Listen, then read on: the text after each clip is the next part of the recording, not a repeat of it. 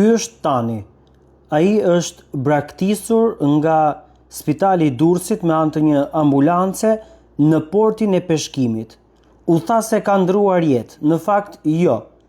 Dëshmitarët e kanë konsideruar se ai ka ndruar jetë, por ai është marrë dhe shquar në spital dhe është gjallë. Nuk ka vdekur, por ditën e sotme i kanë amputuar këmbën, pra njërën këmbë ja kanë prerë. Çfarë ka ndodhur me të përtej tentativës për të fshehur ngjarjen të Spitalit të Durrësit të Ministrisë së Shëndetësisë? Tani ka qenë në Spitalin e Tiranës, pra dërguar nga Spitali i Durrësit për një protezë vaskulare që ai do duhet të vendoste. Më tej është dërguar në Spitalin e Durrësit ku ka qëndruar për një kohë të caktuar dhe vetëm përpara 2 ditësh ai është dërguar me ambulancë në këtë vend. Ky vend është vetëm 30 metra larg detit. Pra është brenda portit të peshkimit të Durrësit. Çfarë ka që nuk shkon me deklaratën e Spitalit të Durrësit shpërndar nga Ministria e Shëndetësisë e Tiranës? Aty gënjejnë kur thonë se kanë komunikuar me familjar, i kanë dhënë destinacionin dhe me destinacionin ambulanca e ka çuar këtë person në atë vend. Gënjejnë publikisht, mashtrojnë publikisht. Sepse në atë vend nuk ka familjar, nuk ka shtëpi, nuk ka njerëz që jetojnë. Është brenda portit të peshkimit të Durrësit. Për të hyrë në të do duhet kalosh të paktën 2 vende që duhet të kalojë ambulanca apo çdo makinë thjesht, ku duhet vendosësh kartën që të ngrihet trau. Ka tra. Pra për ata cilët janë njerëz të thjesht që hyjnë brenda, do të kenë një çip për të hyrë brenda. Ministria e Shëndetësisë ka thënë që ne kemi çuar tek një familjar. Pra familjari ka dhënë adresën dhe e kanë sjellë në destinacion. Ktu është porti i Durrësit. Ja, familjarë nuk ka këtu, si më të që këtë familjarë këtu në port. Këtu nuk jeton njëri, këtu është port peshkimi. Këtu është port peshkimi. Pra ambulanca e ka sjellë thjesht për ta braktisur nga ajo çfarë fakte tregojnë dhe duket fare largët edhe rruga. Pra këtu jemi brenda portit, e cila të çon pra drejt rrugës kryesore dhe këtu nuk ka banesa, nuk ka familjarë, është vetëm porti, se si punon dhe funksionon puna këtu. Ju shikoni fare qartë, ka disa hyrje, të cilat do duhet që edhe persona që hyjnë të kenë çipin, sepse janë edhe këto ndalesa që për të bërë që të hyjet brenda portit dhe më pas të dilet, por duket fare qartë që Ministria e Shëndetësisë gënjen në deklaratën e saj për personin, sepse e ka lënë aty për ta braktisur, jo për ta çuar tek një familjar. Këtu është pastaj edhe hyrja tjetër, hyrja dalse. Edhe këtu gjithashtu. Pra këtu është vendi, kjo është rruga që ka ndjekur ambulanca për ta çuar këtë person brenda portit.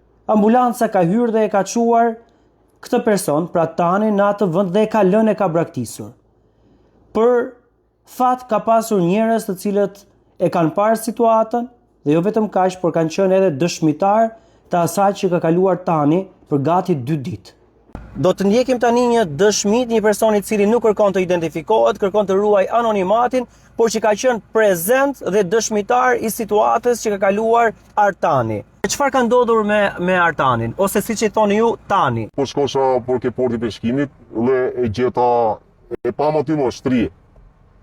E pyeta, i thash, po ti çdo këtu? Ta më erdhi ambulanca, tha, sollëm ambulancë, tha, më lan këtu. I fal si mos Tani, ta shumë tha se unë e gjeta faktikisht, e gjeta aty. Sa ke, tha, kam 2 orë që më kanë sjell. Nga kërkoj njëm, amon tha, më qop, se, nga që ne e kena ati ke lagja, amon e qoti ke lagja. Mora një taksi në telefon, faktikisht. Se dosha me qoti ke lagja, se ishe i paralizuar, as nuk ecë, se as i gjo. Erdi taksia faktikisht, po nuk e mori dot. E pa taksia dhe tha që unë nuk e mori dot këtë dhe tha se ky qera i smur, tha, me vdek mund makinë, tha, i bje përgjësia është e imi, tha se e mora. Pastaj ta iku taksia, fillova mora ambulancë morë dhe policin. Erdhën edhe ambulanca dhe policia erdhën të dyja. Fillon të uzi. A policia i thotë ambulancës mere, ambulanca nuk e merë, te kam urdhën nga Tirana që nuk mund të marrin. Debaton aty njëra me tjetrën, i fjalë si përfundim të dy ikën edhe asnjë nuk e mori. U interesuam prapë mbrapa se na erdhi keq. I çum në i batanie, në i gjomi, fjalë me hongër, mos me lënë se. Edhe aty di që kanë jetë gjithë natën atë natë kanë jetë gjithë natën aty, i çum i batanie, të nesër i çum dhe i shok tjetër që ti çatën e ushqim në i gjo, ai shoku ku kishte shku mjes thanë që e kanë marrë valla, tha, po më duket se e kanë marrë vdekat e tha, atë personin. Këtë shi morë vesh që ai e shtru, po shtru se e kanë marrë prapë. Praktikisht atë e kanë sjell pa lajmëru as ai familjar as i gjo. Thjesht e kanë çuar që ai punonte ke porti peshkimit, a kupton, shiste në i peshk në i gjo. Edhe si duket do i këtë thonë që vetëm këtu se ai vend tjetër s'kishte ku shkonte, a kupton. Unë isha tek spitali rajonal i Durrësit, ku jam interesuar aty për Tanin. Gjendja e Tanit nuk është e mirë, për shkak se ka qenë në një situatë të keqe, ditën e sotme e kanë futur në operacion dhe i kanë amputuar njërën këmbë, pra i kanë prerë njërën këmbë. Pikpyetjet që ngrihen janë të shumta. Si mundet që një person i tillë në një situatë të tillë shëndetësore të mund të braktiset në portin e peshkimit të Durrësit, ku nuk ka banesa, ku nuk ka njerëz, ku nuk ka lëvizje, sepse është porti i Durrësit, nuk ka lëvizje aty njerëzish, dhe kanë gjetur pikërisht atë vend për ta hedhur atë njeri, dhe ai të përballej me fatin e tij. Po mos të ishte për njerëzit që kanë ngritur zërin, nuk e di se cila do të ishte gjendja e tij shëndetësore sot. Por alarmi i ngritur në rrjetet sociale ka bërë që autoritetet të kthjellohen, ta marrin ato individ dhe ta trajtojnë. Si është e mundur që ky person amputon, pra pret sot këmbën, teksa Spitali i Durrësit në njoftimin e tij thotë se gjendja e tij shëndetësore ishte e mirë.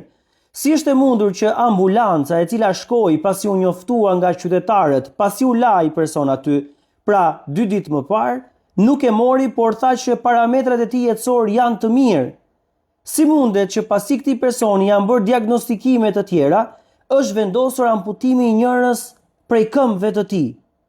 Si mundet që Spitali i Durrësit të marrë përgjegjësinë edhe të shërbimit social shtetëror, i cili ka dështuar totalisht, dhe nëse është lajmëruar shërbimi social shtetëror, shërbimi social shtetëror nuk ka vende më, sepse ky shtet nuk ka ndërtuar asnjë ndërtesë për t'u përgjigjur nevojave të qytetarëve.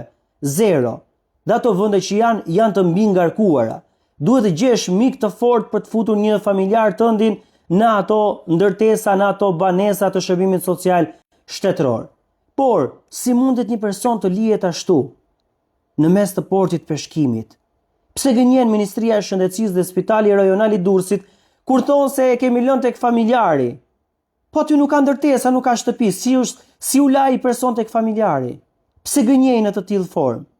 Realisht është trishtim i madh dhe një situatë vërtet për të vënë duart në kokë, ku një person pra trajtohet në spital, në Tiranë, çohet në Durrës, qëndron për një kohë të caktuar, spitali thotë që gjendja e tij është e mirë, por koha tregon se gjendja e tij s'ka qenë fare e mirë, sa kohë kanë futur sot në operacion, i kanë amputuar këmbën, por edhe sikur të ishte e mirë, e lën aty, sepse institucionet për të trajtuar këta njerëz kanë dështuar totalisht dhe nuk kanë se si ja bëjnë hallit këtyre njerëzve. Dhe çfarë bëjnë? I braktisin në rrugë njerëz si Tani. E kjo ngjarje duhet i bëj me turp çdo që ka pasur përgjegjësi në këtë ngjarje dhe nuk ka bërë gjën e duhur. Duhet i bëj me turp, por këtyre nuk ju nxihet faqja, sepse njerëzve si Tanit ju japin si mundësi vetëm braktisjen, vetëm vdekjen, sepse për ta këta njerëz nuk kanë asnjë të drejtë. Për ta këta njerëz duhet vdesin si qenin mes rrugës.